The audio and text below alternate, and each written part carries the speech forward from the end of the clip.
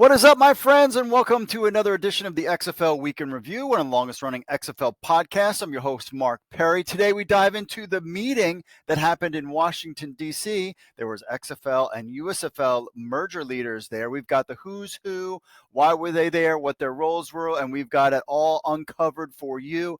And plus, we'll give you the inside scoop. The show was delayed this week. I was on vacation. With Thanksgiving, plus my daughter graduated from college. So we were all there in Jacksonville, Florida. And now I'm back. So I got the scoop for you. So without further ado, folks, let's just get into it.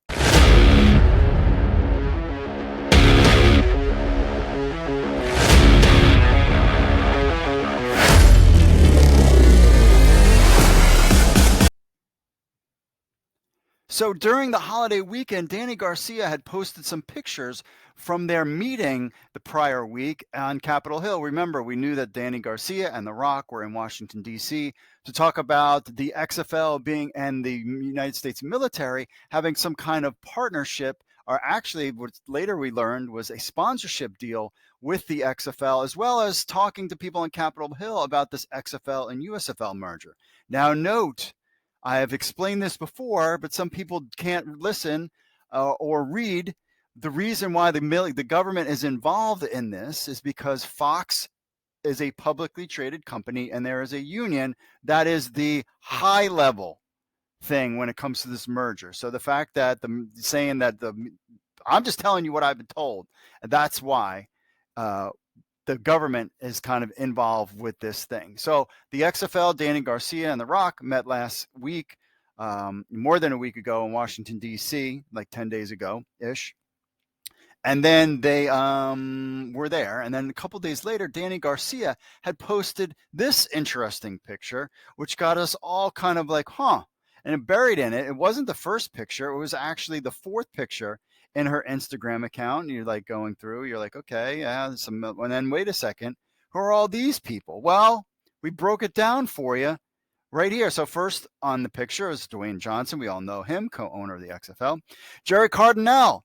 One of the things about Jerry is I was worried that Jerry wanted out and Redbird Capital wanted out of the XFL. You heard the rumblings that the XFL came crawling to the USFL, and the USFL was kind of in the position of power in this relationship. We've kind of broke it down where we said it's more kind of even. Then I've also heard that the XFL is kind of in the position of power. So none of that stuff really matters. But what's interesting is who's in the picture. So Jerry Cardinale is in the picture, founder and managing partner of Redbird Capital Partners. He views the XFL as an opportunity to create a live entertainment media company with global potential. I kind of was on the feeling was that Jerry was kind of out when it comes with the XFL. And if Redbird Capital is out, then that made me concerned that they don't see the product as something very viable on the long term. The other guy in the picture, CEO and executive producer of Fox Sports, Eric Shanks. So this was kind of a surprise. Like, oh, okay. So he's there too. Well, that's interesting. But then we move on. And so you have a USFL representative there. Then the next guy was Bert Magnus. He is the president, newly, I might add, president of content for ESPN. He's the former executive vice president of programming scheduling at ESPN. He was involved in securing the XFL broadcasting rights for Disney and Fox. So it was like, okay, wait a second. So we have a Fox guy and an ESPN guy. So we have Jerry Cardinale, who I was kind of I was just in my own personal thing, it was like maybe the Redbird Capital Partners were kind of on the outs, maybe that they didn't think this XFL thing was a viable deal. And I also thought that, and I've talked about earlier on podcasts, that maybe ESPN was kind of out of the game as, we saw all of the content going online, but, they're streaming this weekend. And there wasn't anything on ESPN Plus when it comes to the XFL. So those were kind of things that maybe were, in my opinion, was kind of like making me be like, well, I don't know about that. So these are all the guys that are in Washington, D.C. Then we had Mark Dowley, who is the chief operating partner at Redbird Capital Partners as well. So you have two Redbird Capital Partners, a Fox guy and an ESPN guy. Then you had Russ Brandon, the CEO and president of the XFL. We all know his background with the Buffalo Bills. And then, of course, chairwoman of the XFL, Danny Garcia, And we all know her story as well. So it was very interesting that all of these players were here when it comes to this talks with the partnership between the XFL and the military, as well as this merger. You saw Chuck Schumer say you're welcome when it comes to The Rock. So basically, this kind of changes the paradigm a little bit for me.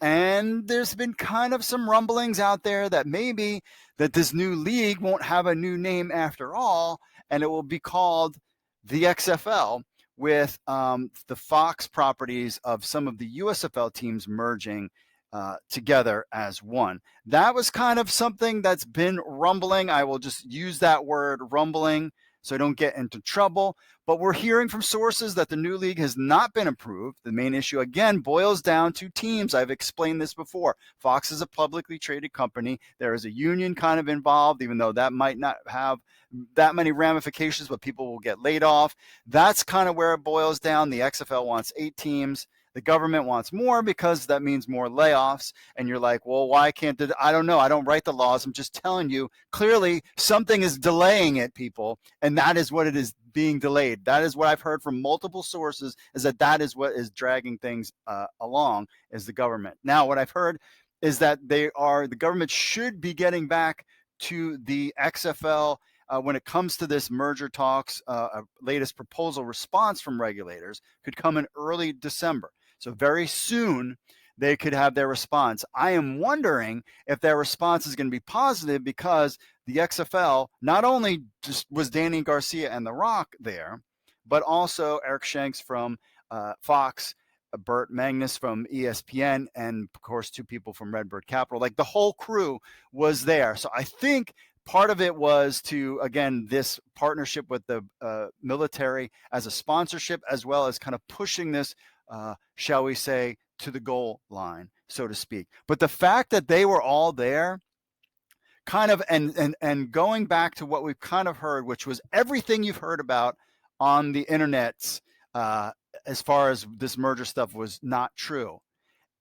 When you take that in consideration with this, it seems that now I think that the UFL name is not a thing, and the NSFL is not a thing, but they're going to use one of the 2 names, and the XFL seems to be that would make the most logical sense to use that one, considering that all the XFL players are there. That has equity. Also, the USFL has equity as well, and that name, either or name could do. But the fact that you had 2 Redbird guys there, a Fox guy. Remember, Fox just wants the content for their things. I don't think they're looking as this is a major moneymaker for them down the future. I mean, they did talk about that before, but again, they have a lot of lawsuits going on. The cable business is kind of changing. Do they really want to spend that money? We know they were kind of more on the cheaper side of than the XFL.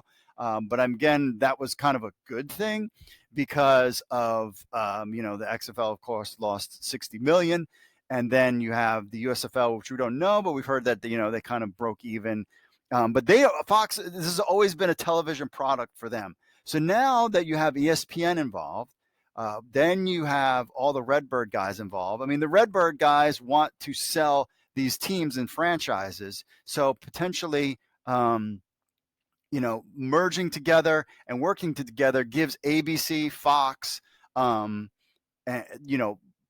really good quality football content on regular television, which we've heard, again, we've talked about on this show, that's kind of the goal, is not to be on cable, but to everything be on broadcast television. We know people watch football. It is the number 1 sport in the country. So if you really want the ratings and you want to keep things strong, merging together, Fox and ESPN working together, which they did before, originally when the XFL came about, so they could work again. That was a really very telling photograph. So what do you think all this stuff means? We've also heard some speculation, of course, about the names, and we've talked about the announcement, about the timeline when it comes to this merged league, whether they start in February or they start potentially in March. So that's something to keep an eye on too, as kind of where they kind of decide. But it seems like from this photo that Danny, The Rock, Jerry are all in. ESPN is in. Fox is in. This was a very, very interesting photograph, to say the least, and kind of maybe gives you into a clue of how things are going when it comes to this merger. I think it's a great sign that everybody is still in. That means that they all believe in the product. And if they believe in the product, you and I and all the super nerds out there will believe in the product as well. So let us know in the comments what you think about this picture and what it all means. Are you a fan of the XFL, USFL, and CFL football? Get ready to embrace your inner general manager with NewsHubFantasy.com's fantasy football experience. NewsHubFantasy.com offers you an unparalleled fantasy football platform bringing together fans of the XFL, USFL, and CFL football leagues. Compete in season-long fantasy with leagues up to 6 players. You can create your own for friends, or you can join an existing league. Draft your ideal team with our 7 active roster spots, including a quarterback, running back, wide receiver, flex, tight end, kicker, plus 3 bench spots. Show off your football knowledge and strategy and dominate your league. Our user-friendly interface makes it easy to manage with your team and get the latest news in your XFL or USFL or CFL leagues on the go. Plus, News Hub Fantasy offers mock drafts, pick'em games, and so much more all season long. So don't miss out on the action. Sign up now at newshubfantasy.com and become the ultimate football fantasy manager. All right, we're back, and here are our news and notes from this week's episode. The St. Louis Battlehawks expand the 2024 season ticket sales amidst all the merger talks. So the Battlehawks increased the season tickets for 2024, including new options in the Dome for the 400 level, which is fantastic. So clearly, the St. Louis Battlehawks are the premier franchise in all of spring football. So this comes on the backdrop, of course, of the XFL and USFL merger, but it's a good thing. Phil the Top, Anthony Beck has been out there talking about all that kind of stuff. So this is great to see. Season tickets packages priced at $90 for a 5-game package. The new 400 level tickets average $18 per game. I mean, come on. You can't get any better than that. They averaged over 35,000 fans per game. It'll be really interesting to see if they can hold that for season 2. Because there was excitement, and then, after the season goes, we'll see. But I think as long as St. Louis Battlehawks come out guns and blazing, and if AJ McCarron is back, that'll be very important as well. But the Battlehawks, and definitely a team that should be in the playoff hunt. They were that good last year. Some other news and notes. There, XFL currently having a Thanksgiving Feast of Football. There's live streaming. The 3 days event. Today is the last day. Also, Black Friday sale. There's 60% off on XFL merchandise. And they have a Small Business Saturday giveaway where they nominate a small business for a chance to win an XFL game suite. All this kind of stuff is going on. Right now, it's Shop at XFL. Yeah, the Small Business Saturday. The league invites fans to nominate their cherished small business through the XFL's Instagram channel. Again, showing the value of Twitter nowadays. This initiative not only celebrates the spirit of small business, but offers a chance to win a luxurious suite for an XFL game in 2024. So they have a full schedule there. So all of that stuff streaming online. If you want to check out some great games, they have a full schedule. So if you're bored, just get up there on YouTube. But again, I think this goes back into the XFL is trying to get people to watch the product as much as they can, having everything on over-the-air television networks, as well as everything for free, basically on YouTube. I think that is kind of where things are headed for this new version of the XFL or USFL, whatever they're going to call it. We'll just have to find out. Arlington Renegades quarterback Drew Plitt, he signs with Cincinnati Bengals. Remember, with the whole Joe Burrow being out for the season, and of course AJ McCarron has now moved up.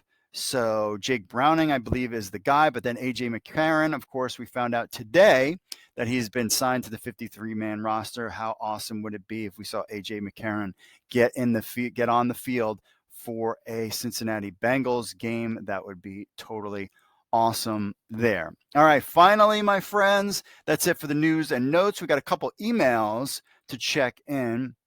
First up, let's see. We've got John checking in. Remember, if you want to be part of the show, just email podcast at XFL News Hub, and we will get your thoughts. And so let us know what you think of this merger. Shoot us an email, podcast at XFLNewsHub.com. Hey, Mark, this is John. I was the OC at the Vienna Vikings and the Elf. Okay, I'm trying to find out the latest news on the XFL-USFL merger and trying to get a heads up of teams and coaching staffs. Okay, John, well, they're right now, I mean, everything is on hold, waiting for this merger approval from the government. Then I think you're just going to see a trickling thing. These teams have probably already got their staffs together. Um, Remember, the staff system has changed. It is more of how the USFL does things, where they're just kind of temporary, seasonal employees versus full-time, except for your offensive coordinator, defensive coordinator, and head coach. Those are full-time gigs, but all the other coaching things are kind of part-time seasonal. I would assume that we would get, a flurry of news. Remember, we are almost at the beginning of December. And so it is time to start moving with tickets and schedule and teams and all this other stuff. And everything is just contingent on this kind of what they're getting from the government. And once that gets approval, I think, because we still have to have a draft, we still have to get our coaching staffs in place, because if you're going to start in February, training camp starts in January. Now, luckily, this is season 2, so a lot of these guys, will be kind of brought back and or familiar with their coaches and the teams, but it's just something to kind of keep an eye on. I think things are going to happen fast as soon as that merger is approved from the government. Next one, James is checking his head. Hey, well, hope all is well. And Finn has a new companion. Yes, we've got Callie, the dog, Callie, California, I call her. And then we have Finn as well. So, yeah, they were hanging out. They missed us because they had to stay home for the Thanksgiving holiday because they didn't allow dogs where we were at in St. Augustine. And so, but now we're back home, and they're happy to be there sitting upstairs with my wife right now, taking a nap with her. Because I just drove back. I drove from St. Augustine to Maryland. I drove the whole way, and we left at 11 o'clock at night. I used Zoa. I had got the Zoa drink with the rock on it, the Duanta Claus kind of thing. I used that to power through and drive from St. Augustine all the way to Maryland. It was a 10, 11-hour drive, and I listened to a lot of interesting podcasts, some good interesting books on tape. So I'm here and took a nap, and now I'm doing this. So there you go. He says, did you see the Battlehawks opening up the 400 level season tickets? We talked about that. Yeah. Last question. XFL News Hub is not doing any live show anymore. Yes. No need to do the live show. We did that a lot. I'll have to see when the season comes, how I'm going to do things. Just the problem was the what's the term I used, and that I heard before. The squeeze wasn't worth the juice. Let's put it that way. When it comes to kind of doing these shows live, and I kind of like this kind of format. It makes things more free form. But we'll definitely do some live shows in the future. My plan, we've got a couple really cool things coming from your pals at XFL News Hub. Really kind of growing the all football community space that's kind of part of 2024's mission, and also getting over our writers. So we're going to have writers on the show. We'll have interviews. We're going to be doing all that stuff once this kind of merger thing goes. So, but we will. So I still check your website every other day, and you're doing a great job on that. Thank you very much. I'm eager to see this merger happen. Spring football has a market to sustain year after year, my personal opinion. Without competing leagues in spring, the future looks very bright. Take care, and hope you can make it to a Battlehawks game this year. Cheers, James. Absolutely. That is the plan. And I have a feeling that the championship, I haven't heard anything about anything, but I would assume that St. Louis is the spot. Maybe we go back to San Antonio, but I think St. Louis should be the spot for an XFL championship game. Or maybe they go back to Canton, Ohio. But we'll see about that. Did you also see that only 3 of the teams in the USFL are having deals when it comes to Black Friday and season tickets? And that is, Memphis, Michigan, and whatchamacallit, and of course the Birmingham Stallions. So that was just something to kind of keep an eye on. But all the other teams, including the Vipers, are, everybody's kind of, there's social media presence, there's all sorts of stuff going on. So who knows what's going on, my friends, but I have a feeling, I think we could get something next week. That is my hope. Let us know what you think. Leave a comment on this video, or of course, make sure you like and subscribe. We're on Facebook, we're on all your social media platforms, and you can download our podcast on Spotify or Apple Podcast. And we are all over on social media. Again, this was kind of an impromptu thing because I was away. And but I definitely super excited about what's coming down the pike when it comes to this merger. We'll keep you up to date on all the latest stuff, but I don't know. I think we might be able to. It depends on the government, but we'll see how next week kind of unfolds, because the clock is ticking, my friends. The clock is ticking. All right, that's it for me, folks. And we'll have announcements about all this once the XFL kind of figures out their deal with this merger. Then we'll kind of talk about announcements, what's coming down the pike. I think there's going to be a lot of cool things, and I think people will be very excited.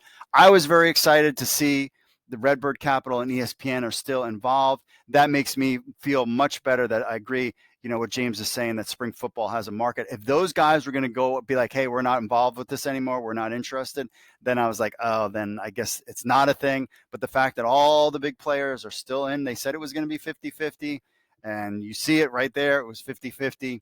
So we'll see how things transpire. But that's my understanding, is that we're just waiting for the government's approval.